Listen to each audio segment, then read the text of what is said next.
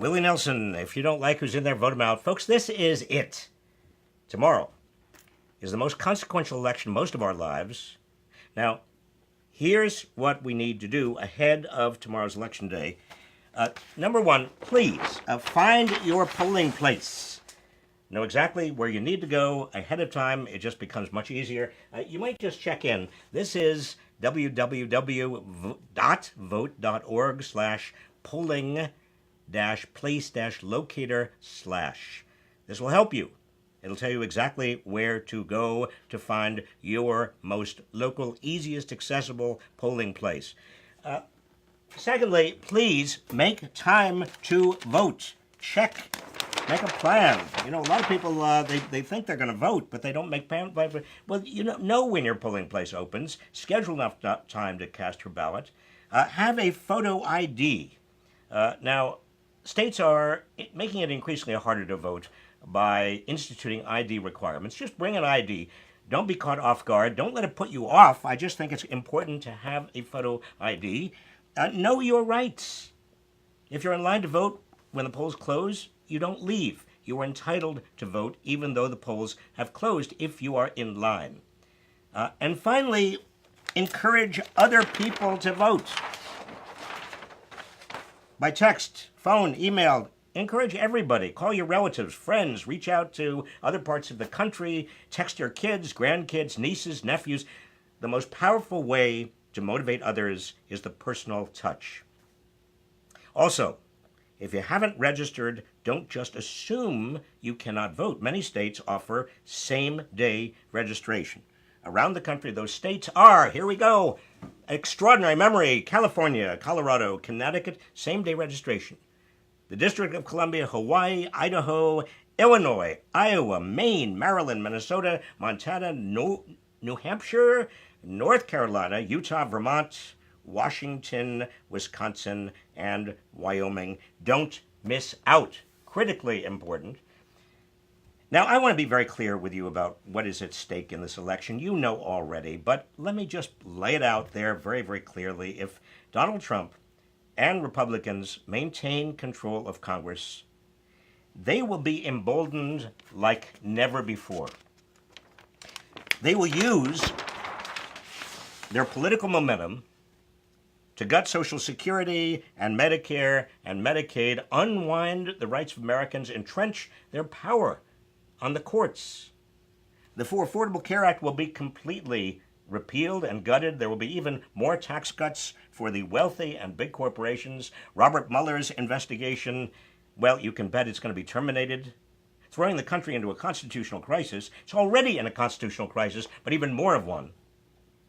Left unchecked, Trump will push the limits of the rule of law and democracy beyond anything we've seen so far. He has already pushed it beyond anything I have ever witnessed. The Republican Party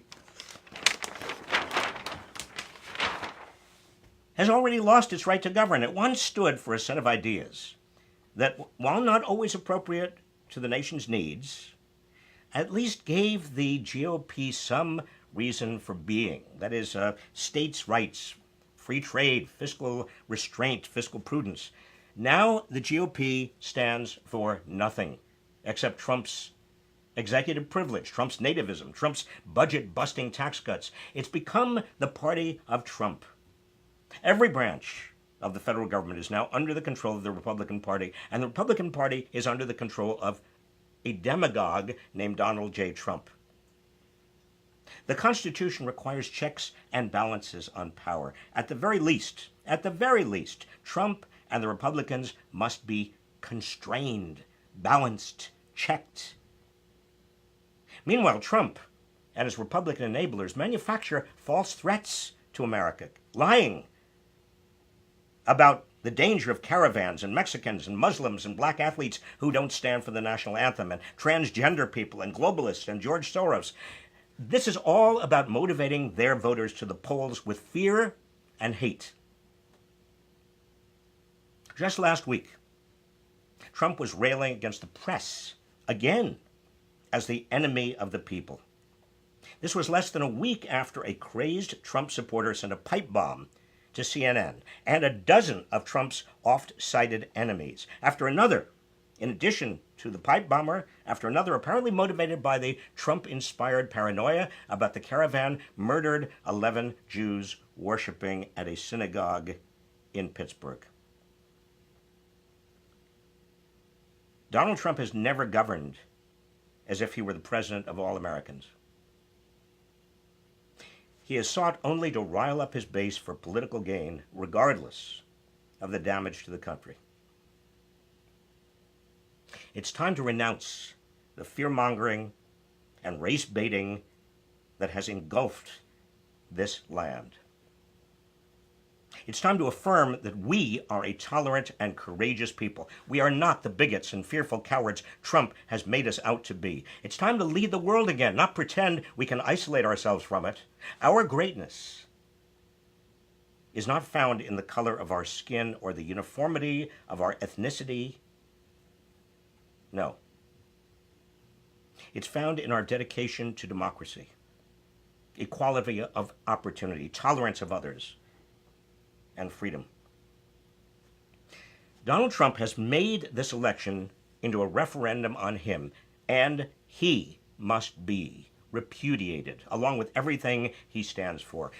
He's an historic anomaly, folks. A president who lies incessantly, who generates fear and fuels hatefulness, who viciously attacks the free press, political opponents, all who disagree with him, who uses his office for personal gain, who cozies up to dictators, while abandoning America's historic friends. For the sake of our democracy and our future, and our children's future, and their children's future, we must, all of us, send a clear and unambiguous signal that we find Trumpism repugnant. Now, over the past 2 years, you and I and many of us have marched. We've made a ruckus. We've come together to defend democracy, protect the rights of all Americans. But this will mean little if we don't transform our movement into votes.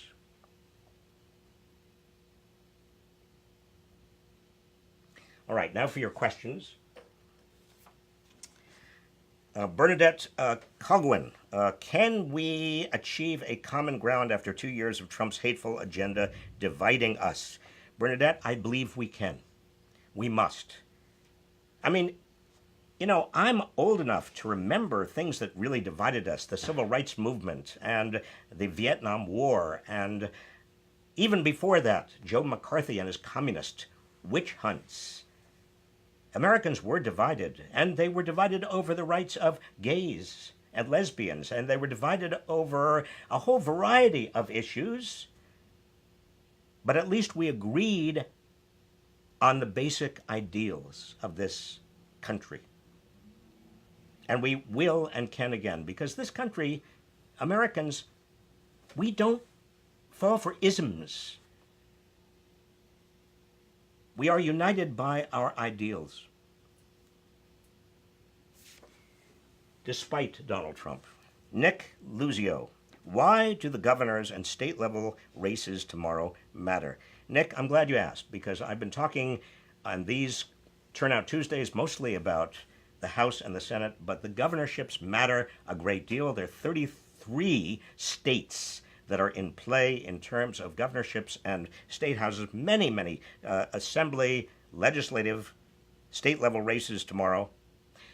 They matter because, number one, the states have, under the Constitution, the right to determine voting districts. I mean, this is where you get all this gerrymandering, this very complicated, extreme gerrymandering that Republican legislatures and Republican governors have put into effect in many states as ways of basically entrenching their power. You also have, at the state level, a lot of voter suppression. We've got to get rid of that voter suppression, and this, again, is what Republican legislators and governors are doing. And then finally, there is the 2020 census, which is critically important to determining what the representation of these states and cities is going to be. Sarah Davidson, what happens if Democrats lose both House and Senate? Sarah, I don't even frankly want to talk about it, but I implied before Republicans and Trump completely unconstrained, emboldened in terms of their agenda. What happens if Democrats win the House but lose the Senate? Well, that to me seems more likely, Sarah. That means that there'll at least be some constraint. There are going to be a lot of subpoenas, a lot of investigations. Now, Trump is going to do everything he possibly can to avoid those subpoenas and those investigations. But at least there is a limit to what he can do. What happens if Democrats win both the House and the Senate? Well, Trump is still going to be there. I mean, let's not fool ourselves. The likelihood, I hope I'm wrong, the likelihood is he's going to be there for the next 2 years. But if the Democrats take out the House and the Senate, there is really a very clear constraint and limit on what he can do. Matt Sanders, how are current turnout trends different from years past? Does this bode well for Democrats? Matt, as far as what we know so far, turnout has been extraordinary, almost record-breaking. In fact, record-breaking in many states. Now, it's too early to know, because tomorrow is the big day for turnout, but I believe this is good for the Democrats. The more people who vote, the better and the more likely it is that we get a Democratic set of Democratic victories. Because Democrats basically are more of the people. We know that 26% of Americans are registered Republicans, 29% are registered Democrats, and you've got a lot of independents who often don't vote. The biggest party in this country are the party of non-voters. So if you actually get more and more turnout, that is good. Chloe Zhang, how will gerrymandering and voter suppression affect tomorrow's election? Chloe, my assessment of tomorrow, and I could be completely wrong, it really is a balance between turnout, which is helpful to the Democrats, and voter suppression, which is helpful, obviously, to those who are doing the voter suppression, Republicans. And by voter suppression, I'm talking about gerrymandering, but also talking about all of the efforts around the country to purge voting rolls, like we see in Georgia. And also all of the efforts to make it more difficult for people to vote, particularly if they are minorities or are likely to vote for Democrats, moving voting polling stations away from places that are convenient for people, and on and on and on. The Republicans don't want people to vote. That's the fact. And finally, Rohan Ragash. Can I vote tomorrow if I'm not already registered? Well, yes, you can, Rohan. And again, I'm going to test my extraordinary powers of recollection.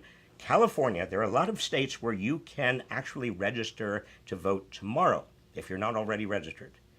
You can register and vote tomorrow. California, Colorado, Connecticut, the District of Columbia, Hawaii, Idaho, Illinois, Iowa, Maine, Maryland, Minnesota, Montana, New Hampshire, North Carolina, Utah, Vermont, Washington, Wisconsin, and Wyoming. How was that? So tomorrow is really up to us. It's up to you. It is up to me. It is up to all of us. And good luck to our democracy. A special thank you to Sheda Azamian, Omri Shir Dalal, Vashal Narayan Swami, and Andrew Santana, all of whom have been enormously helpful with this series of broadcasts. We're also going to come back on Wednesday and do a wrap-up. So good luck to you. Good luck to America. Good luck to all of us. See you then.